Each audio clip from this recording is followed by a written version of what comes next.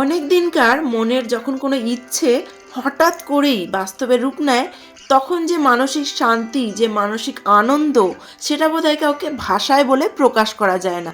So hello everyone, কি অবস্থা, কেমন আছেন সবাই? আমি লিপিকা, আমার একটি ছোট্ট ব্লগে আপনাদের সকলকে স্বাগত জানাই। এটা হচ্ছে আমার বাবার বাড়ি নলপুরের হীরাপুর ফেরিঘাট। দিনটা ছিল শনিবার। সকাল তখন 7টা বাজতে 10 মিনিট বাকি। নৌকায় উঠে পড়েছি।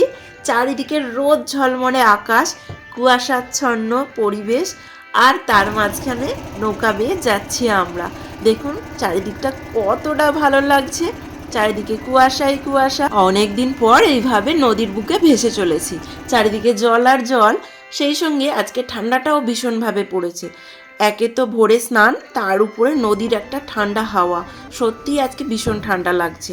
তো নদী পার করে চলে এসেছি বাটানগর, যাব নৈহাটি। চারিদিকটা দেখুন কতটা নিস্তব্ধ, যেহেতু খুব সকাল, এখনও দোকানপাট সেভাবে খোলেনি। ও বলাই তো হয়নি, আজকে যাচ্ছি বড় মার কাছে।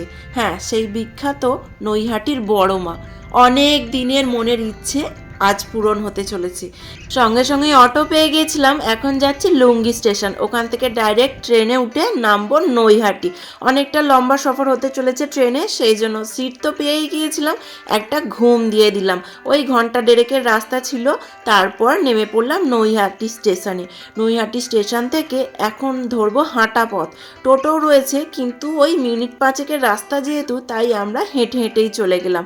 রাস্তার দুই ধার, মানে প্রথম থেকেই স্টেশনে নামার প্রথম থেকেই দুই ধার জুড়ে এই মানে পুজো দেওয়ার যে ডালা মালা সমস্ত কিছু পেয়ে যাবে।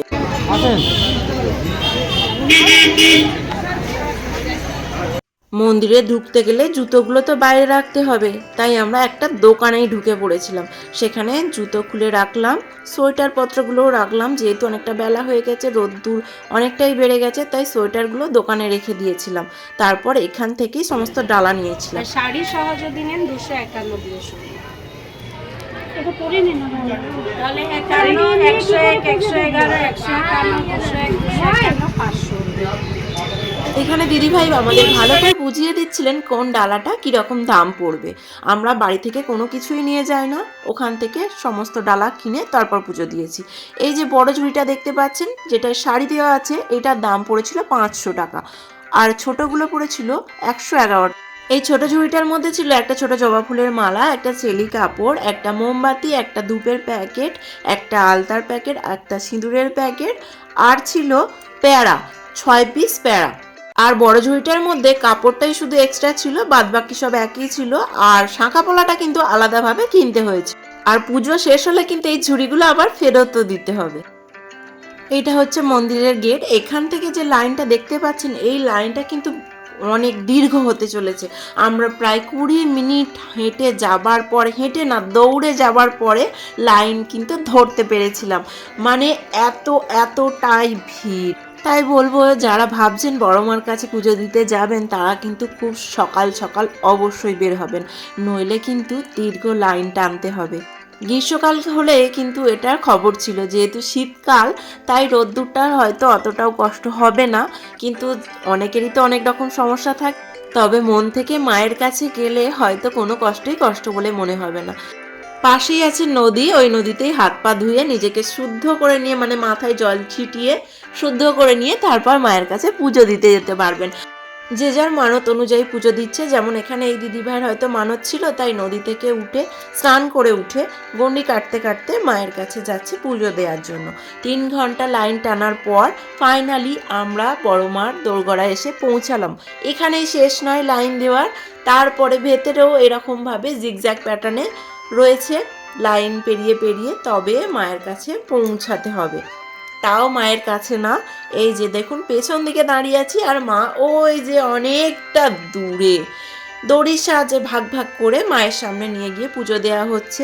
তো যাই হোক, সামনেই মাকে দেখতে পাচ্ছি, এটাই অনেকটা, কারণ দীর্ঘ প্রতীক্ষা অপেক্ষার পর মাকে আজ দেখতে পেয়েছি। রূপোর সিংহাসনে স্বর্ণে মোড়া জল জল করছে আমাদের বড় মা। দেখেই মনে অনেক শান্তি। আমার সকল দর্শক বন্ধুদের মঙ্গল কামনা করি বড় মার কাছে। সকলে খুব ভালো থাকুন, সুস্থ থাকুন। পুজো দেওয়ার পর আরও কিছুটা প্যাড়া কিনে নিলাম, গিয়ে বাড়িতে একটু আধটু করে প্রসাদ তো দিতে হবে, সেজন্য কিছুটা প্যাড়া কিনে নিয়ে আমরা একটু খাওয়া দাওয়া করলাম। মন্দিরের সামনেই আছে খাবারের দোকান, যেখানে আপনি লুচি ভাত যা খেতে চাইবেন তাই পাবেন। আমার সঙ্গে ছিল আমার বৌদিরা আর ছিল আমার এক ভাইজি, এই যে পাশেই রয়েছে আমার ভাইজি। তো এখন বাড়ি যাওয়ার পালা। সকলে খুব ভালো থাকবেন আর ভিডিওটা কেমন লাগলো অবশ্যই জানাবেন।